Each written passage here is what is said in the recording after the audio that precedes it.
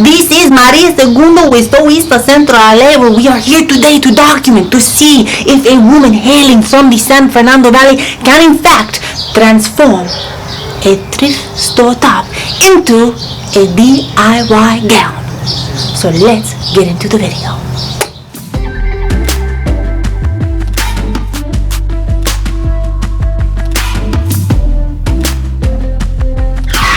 This is what I found. A child's jacket at the Goodwill for $1.50.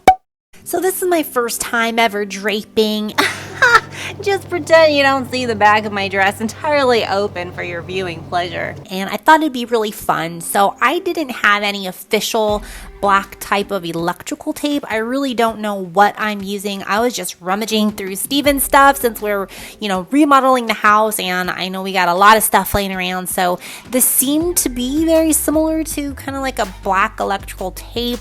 So now you see me kind of just drafting out the way I want the top portion of my DIY wedding dress to be. So after all the black electrical type tape here is on my bodice and the way that I'd like the top part to look, I began using my muslin and drafting out the pattern on the muslin. I'm using a water soluble pen, but I really wish I would have used a pencil instead. I actually did try to record the whole portion of me drafting the bodice, but unfortunately I had my head in most of the recording, so I had to take a lot of it out. Sorry about that.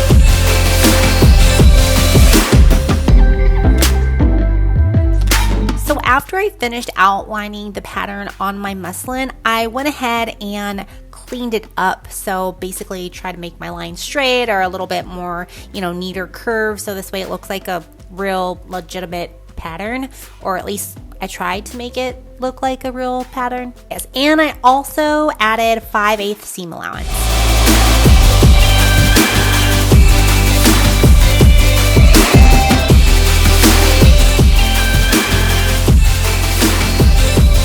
This is what it looks like once I've traced and cut out all the patterns on the muslin, and now I'm gonna go ahead and just do a basic straight stitch, right sides together with all these pieces. So we hit a little roadblock here, and now I gotta go back and try to fix it. Insert silent cry. I will spare you of the tragedy of me trying to redo my muslin and instead continue on with this video, which now leads me to cutting out the fabric of the top portion of my DIY wedding gown using the somewhat okay patterns that I drafted. Picture a Boston dream, a rider, starry night, you're my muse. And here's how it looks with the fabric cut out. Now this kid's jacket already had a lining inside of it, and I was going to try to use that same lining, but instead I figured that I would just go ahead and try to do lining myself. So that's what I ended up doing. After I sewed together all my pieces, then I went ahead and pressed it with the iron. Now I wasn't really too sure on how to iron this material. I should have did a Google search, but just to be safe, I went ahead and put my muslin over the seam and kind of put it on a light type of heat and pressed. For the lining, I basically repeated the whole process I did for the bodice. Once the lining was complete, that is, all the patterns were sewn attached, I went ahead, I put right sides together of my lining and the outside of my bodice, and I went and straight stitched all the top of the bodice. I should have did the sides, but I didn't. But yeah, so I just did the top.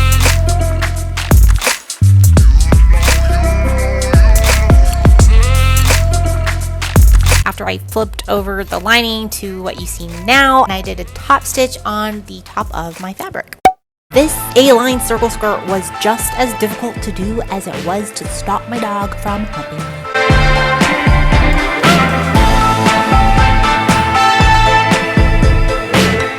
Instead of measuring from belly button to the middle of the back, I should have done the entire waist and then continued the measurements from there, but I did not. I folded my muslin at a 45-degree angle. From the very top of the skirt, I came down 7.5 inches.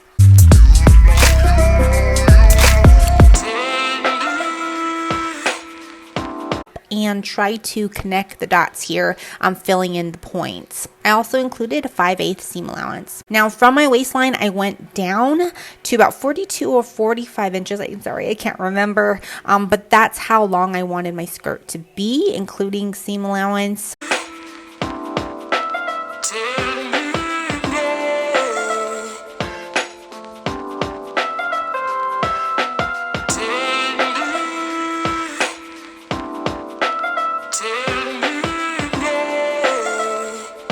So here I am fixing my little circle skirt fiasco. So this you wouldn't necessarily need to do.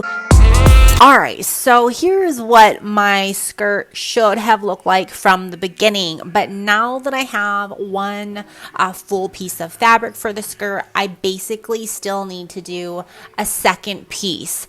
I'm then going to put the right sides together and do a straight stitch at the very bottom using the longest length on my sewing machine so that the stitch is not so, I guess, tight, right? Because what we are going to do, or what you're going to see me doing, is basically pulling the string or pulling the thread, because I'm not going to do a back stitch, and I want to pull this thread to make it nice and bubbly, I guess you can say.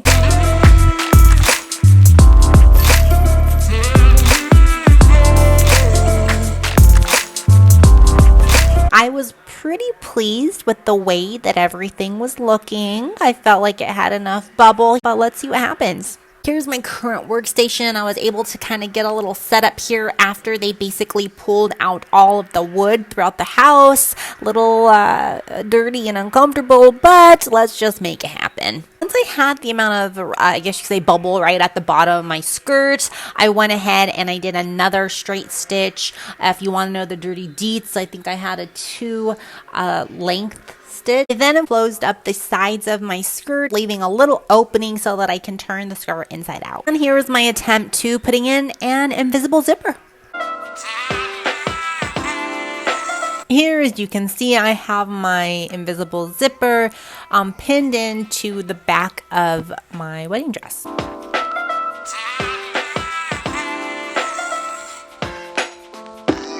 And voila, not too shabby, but def room for improvement. Unfortunately, your eyes are not lying to you.